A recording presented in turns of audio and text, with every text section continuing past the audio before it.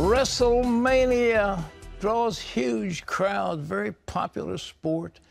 And inside the so-called squared circle, Shawn Michaels has faced off with the legends of wrestling, such names as Bret Hart, Hulk Hogan, and The Undertaker. And yet the man known as Mr. WrestleMania met his greatest match outside the ring. Take a look. The Showstopper, the Heartbreak Kid, Mr. WrestleMania. These are just a few names given to WWE superstar Shawn Michaels, and he wore them proudly. I just couldn't get enough of it. In his climb to the top of pro wrestling, Shawn also became known as a troublemaker, and that got him fired from the WWE. Then he turned to drugs. I was one of those good drug addicts. I suppose I hit it better. Shawn was wrestling for his life, but that was about to change. Well, welcome to the 700 Club, WrestleMania himself, Shawn Michaels. Shawn, good to have you with us. Thank you very much for having me. You were a troublemaker? Well, I was going to, as I said, no, that's an understatement. That is a huge understatement. I was more than just a troublemaker. Well, like, you got to be world champion. Why were you making trouble? Looks like you were sitting on top of the world. Well, from a worldly standpoint, I was, and from a sheer professional standpoint, I was the WWE champion. On top, as they say, everything was going well professionally, but in my personal life, I was an angry young man, and to this day, I don't know why. I was raised a good boy, and.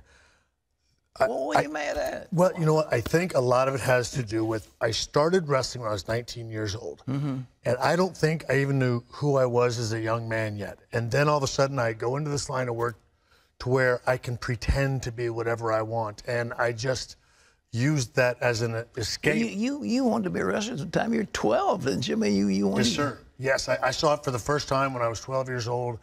I just fell in love with it, and by the time I graduated high school, I hadn't grown out of it. And were you wrestling in high school? Well, in Texas, it's high school football. High school football, high school football all the way. Yeah, and okay. I always knew I wasn't going to go on and continue to play football. I wanted to be a professional wrestler. And I bothered my parents and my dad enough to where he finally relented and allowed me to give it a try. You know, I've known some wrestlers, and I had led one to the Lord in a very dramatic occasion. A lot of that showbiz, isn't it? Oh yeah, for sure. Well, it is. It's still obviously a very physical line of work. I wake up every day and I don't ever forget what I did for a living for 25 years. Very physical line of work. You're on the road a bunch. But yes, we are out there to entertain. It is, I like to tell people, it's controlled violence. Yeah. It's sort of like a gymnastics routine. If you fall off a balance beam, it's still going to hurt, and you get tossed around quite a bit. Your body still aches. You've got aches and pains. Yes, sir, from head to toe. But I do my best, take good care of myself. As long as I train on a regular basis. But, my knees are sore, my shoulders are sore, my back is sore. My back is fused together. I'm going to have to get both these knees replaced. I'll have to get this shoulder replaced. It goes about this high, and that's about it. And and I can't get, just for all the police officers out there, I can never get arrested again because this arm doesn't go back behind my back anymore. So if you cuff me, you have to cuff me in the front. Well, let's hope that's okay. Well, you started taking drugs, though. Why drugs? Well, you know what? First, in your mind, you rationalize it. Oh, for the pain and this, that, and the other. I look at it, idle hands. Idle hands are the devil's workshop. Yeah. I just didn't know what to do with myself. I wasn't comfortable with myself.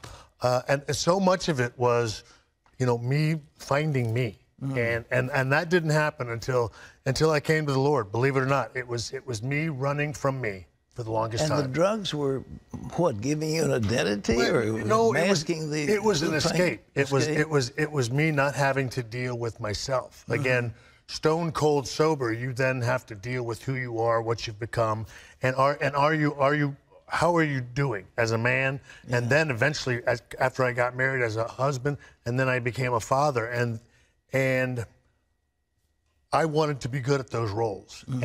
And I could convince myself that I was, but truly I wasn't. And then one day it was a very quiet, serene moment with my son on the couch when I was half in the bag and he was 2 years old and he was crawling on me and I heard him say, "Daddy's tired." And I realized that day that he was now beginning to be able to see it. And it just tore me up. And I said, I have to stop this. I can't live like this anymore. Were you able to kick it fast, or it took you? One day. One day you One kicked? day. Really? I mean, I tell everybody, and I've had people ask me, you know, gosh, how do you do it? And, you know, did you do the 12 steps? I did the one step. It was Jesus, and that was it. I drove the next day into the parking lot of Cornerstone Church, and I walked into the office, and I said, I'm looking for a Bible study.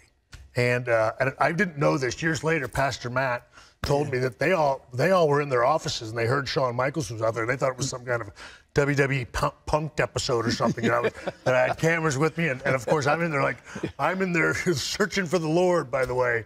And but a man stuck his head out of his office. He said, "You can come to my Bible study." I went to the Bible study that Wednesday night, and the guy asked me if I wanted to say the sinner's prayer, become a Christian. I said, "You know what? I do." And he led me in the sinner's prayer. I wept like a baby, and I've never looked back. And it happened that fast.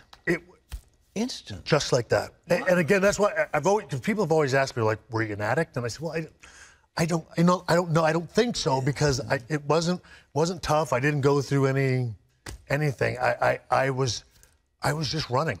I don't think I wanted to face who I was, and again, then knowing who I was in Christ just seemed to make all the difference. I believe in my simple mind, it was getting the affirmation that I always looked for. Well, you went back, you were a sinner, wrestling, taking drugs, all of a sudden you kicked the stuff. Were you out of wrestling for a while? I was. I was off for 4 years. I was told in 1998, I got a back injury, had my back fused together, and they told me I'd never wrestle again. And I would go back here and there, bits and pieces for the WWE, but I was still under contract, but I wasn't actively wrestling because we didn't figure I'd ever wrestle again. And then about 6 months before I got saved, I got called to go to the office, and Vince said, "We're thinking about bringing you back." And I said, "Look, I think God's trying to tell me something. I can't miss this." I said, "So I can't come back right now. I appreciate the offer, but I've got to find out what's going on here." Right. And so then I get saved, and I call him on the phone. "Oh my goodness, I know what it is. It was Jesus. I'm saved. If you need me, I'm here for you." And he said, "Well, I'm sorry, that moment's passed." And I was like, "Oh, okay." And then a couple months after that, he calls me. They bring me back, and long story short, I'm reading the book of Joshua, and I'm first chapter, the words "be strong and courageous, for I'm with you" are just jumping off the page at me. And I ran off the plane, and I went and called Vince, and I said, "I can wrestle again." I said, "I know I can do this."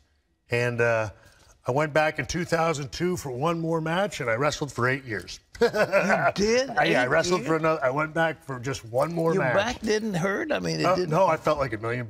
Did you really? I did, yeah. Did you get another championship? Did you get another belt? I did. I went back and I won the championship. My last match in 2010 was the main event at WrestleMania against The Undertaker in front of 80,000 people. I left the wrestling business on top, on the biggest stage of them all. And that's the thing, everybody like, how are you the only guy that says he's going to retire, stays retired? Because I'm the epitome of the second chance. I got another chance. How did your wife handle all this? Well, at the beginning, when I first met her, she said, "Do you believe in Jesus?" And I said, "I was raised Catholic, of course I do." Not long into our marriage, she realized, like, he may know who the guy is, but he doesn't know him. Yeah, right. She, she was wonderful. She prayed for me, never pushed. Let it come naturally. She very, gently would give me books. The best book ever that I read before I was saved was Dr. James Dobson's Straight Talk to Men, and I read that book, and it was just. I mean, he gave me the most respectful tongue lashing that I've ever taken as a grown man. It was pointed, but it was all true, and it just hit me. And so that's the most she ever did. And then from that point on, and her prayer was just just get him straight. You know, it wasn't to be saved. It wasn't to come to the Lord. It wasn't to become this, you know, crazed Bible thumper that I am now. But she's an amazing woman. She put up with all that stuff. Yeah, well, and I have to tell you, Pat, and I've put up with her. Oh, you put up with her. I'm just kidding. Sure. And If just she's you know, and listening, I'm sure kidding. I kid. that. No, she was wonderful. But what the best thing she did for me is she lived hers out in front of me. And the thing is, you know, from that time, I mean, as you know, in a marriage, we've gone up through some ups and downs. But I'm telling you, our marriage and our family would not be the wonderful unit that it is if it wasn't for the Lord. Honestly. Sean, it's great to have you with us. I hope your book is successful. It's called Wrestling for My Life. And there's Shawn Michael, and there's the book, and it's available where books are sold. What an incredible story. Thank you very much. I appreciate you having me. May God bless you. It's wonderful to see you. Thank you, sir. Thank you. Shawn Michael, ladies and gentlemen, former WWE champion, world champion wrestler. I wrestled in high school, and I wrestled in college. This other stuff ain't what I'm familiar with. It's another whole thing. Okay.